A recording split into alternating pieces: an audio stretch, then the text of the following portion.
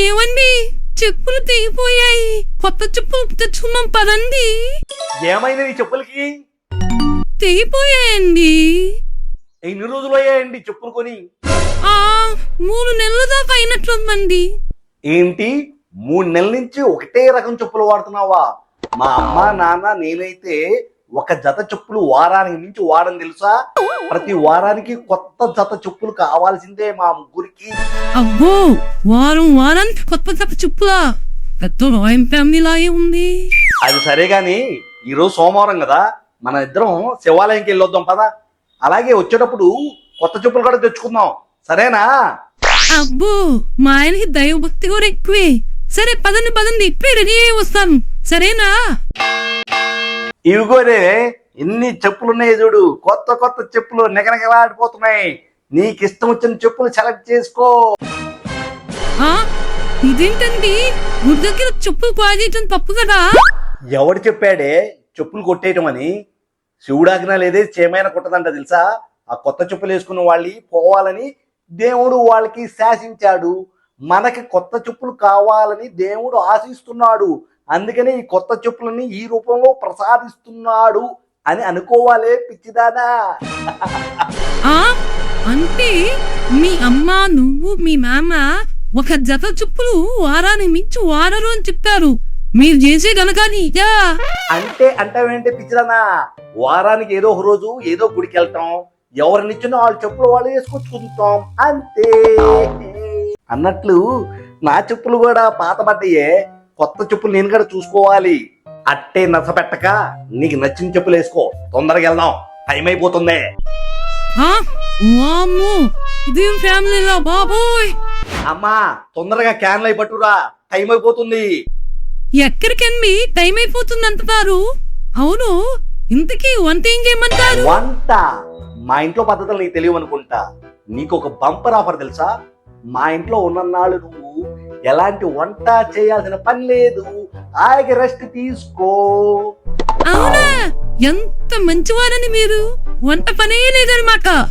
మరి అందరికి తిండి ఎలా? ఏమీ లేదు. ఒకరోజు నేను, ఒకరోజు మా నాన్న సోమవారం శివాలయానికి, మంగళవారం ఆంజనేయ స్వామి గుడికి, బుధవారం వినాయక స్వామి గుడికి, గురువారం సాయిబాబా గుడికి, శుక్రవారం లక్ష్మీదేవి గుడికి, శనివారం వెంకటేశ్వర స్వామి గుడికి, ఆదివారం సూర్య భగవానుడి గుడికి, ఇలా వారం వారం ఒక్కో గుడికి వెళ్ళిపోయి కావాల్సినన్ని ప్రసాదాలు పట్టుకొస్తాం.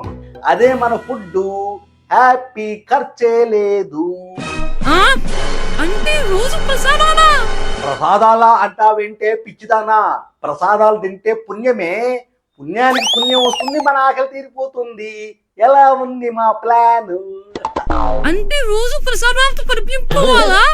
నువ్వేం కంగారు పడాల్సిన పని లేదే పిచ్చిదానా. సిటీలో కావాల్సినన్ని గుళ్ళు ఉన్నాయి, కావాల్సినంత ప్రసాదం తీసుకొస్తాం. నువ్వేమీ టెన్షన్ పడద్దు, సరేనా? అంతంత ప్రసాదాలు దొరుకుతాయి ఆ రోజు మీకు? అంత ప్రసాదాలు దొరుకుతాయి అంటావేందే పిచ్చిదానా? ఎంత ప్రసాదం దొరికిద్దంటే రాత్రికి కూడా మనం అదే ప్రసాదాలతో అడ్జస్ట్ అయిపోవచ్చు. రాత్రి తిన్నాక మిగిలితే ఏం చేస్తారు? రాత్రి తిన్న తర్వాత కూడా మిగిలిందనుకో, దాన్ని బాక్స్ లో పెట్టేసి కాస్తంత పెరుగు దానిలో పడేసామనుకో, మన మంతెన సత్యనారాయణ రాజు గారు ఏం చెప్పారు? సద్దన్నంలో విటమిన్ B12 ఎక్కువ ఉంటుందంట. అంత పెరిగేస్తే తెల్లారి మనం దాన్ని బ్రేక్ఫాస్ట్ గా తినొచ్చు. ఆరోగ్యానికి ఆరోగ్యమే కదా. మరి పెరుగు ఎక్కడిది? అదన్నా కొంటారా? కొనడం అనే పదం మా ఇంట వంట లేదు. పాలు తోడేయటానికి అని చెప్పి పక్కింటికి వెళ్ళి పెరుగు తెచ్చుకోవటమే, దాన్ని ఆ బాక్స్ లో పడేయటమే. తెల్లారేపాటికి అది బ్రేక్ఫాస్ట్ అవుతుంది. కాస్త ఓపిక పెట్టు, ముందు ముందు నీకు అంతా అర్థమవుతుందిలే. అమ్మా త్వరగా టిఫిన్లు అవి పట్టురావే, టైం అయిపోతుంది. గుడులు మూసే టైం అయిపోతుంది, కష్టమైపోతుంది తర్వాత. ఇదేం పిసినారి ఫ్యామిలీలా నాయను. The next day. అమ్మా ఈ గ్రహణం ఎవరు కనిపెట్టారే? ఈ రోజు ఏదో సూర్యగ్రహణమో చంద్రగ్రహణమో అని అంట. గుడులన్నీ మూసేశారు, ఎక్కడ తిరిగిన ప్రసాదాలు ఏమి దొరకలేదే. మరి ఈ రోజు ఫుడ్ ఎలా ఉంది? నువ్వేం కంగారు పడొద్దు, ఇంట్లో బియ్యం ఉన్నాయిలే. ఈ రోజు తప్పదు, వండుకోవాల్సిందేనమ్మా. బియ్యం ఎక్కడ ఉన్నాయండి? అన్నం వండుతాను. అదిగో ఆ మూలన సంచిలో ఉన్నాయి చూడు. ఆ ఏంటండి బియ్యం కొన్ని చాలా రోజులు అయ్యాయా? బియ్యం అన్ని పసుపు పచ్చగా మారిపోయాయి. బియ్యం కొనడం అనే పదం మా ఇంట్లో నిషిద్ధం తెలుసా? అది పోయిన సంవత్సరం శ్రీరామనవమికి సీతారాములు కళ్యాణం జరిగిన తర్వాత అక్షంతలు పంచుతారు కదా. మమ్మ, నేను, మా నాన్న తలా ఒక సంచి తీసుకుని సిటీలో జరుగుతున్న సీతారాముల కళ్యాణాలన్నిటినీ తిలకించి అక్షంతలు కలెక్ట్ చేసుకొచ్చాము. ఆ అక్షంతలే ఆ సంచిలో ఉన్నవి. అక్షంతలా? ఇవన్నీ పసుపుతో కలిపిన బియ్యం అండి. ఈ వండుకొని తింటే ఏమైనా తేడా చేస్తాము? తినొచ్చా అసలు మనం? తినొచ్చా అంటావేంటే పిచ్చిదానా? అసలు నువ్వు చదువుకున్నావా? ఏం చదువుకున్నావే? సైన్స్ తెలుసా నీకు? పసుపు యాంటీసెప్టిక్. ఆ పసుపుతో కలిపిన అన్నం వండుకొని తింటే కడుపులో ఉన్న పురుగులన్నీ చచ్చిపోతాయి, ఆరోగ్యం మెరుగుపడుతుంది. పిచ్చిదానా? అక్షంతల ద్వారా వండుకొని తినే ఫ్యామిలీని ఇదే తోటం అండి. వాయో, అంతే ఓవరాల్ గా మీ ఫ్యామిలీ అంతా దేవుడి మీద పడి బతుకుతున్నామన్నమాట. పిచ్చిదానా, నారు వేసిన వాడే నీరు పోస్తాడని ఒక సామెత ఉంది తెలుసా? మనల్ని పుట్టించింది ఆ దేవుడు కాబట్టి ప్రసాదాల రూపంలో దేవుడు మనకి ఆ ఫుడ్ ని సప్లై చేస్తున్నాడని అనుకోవాలి.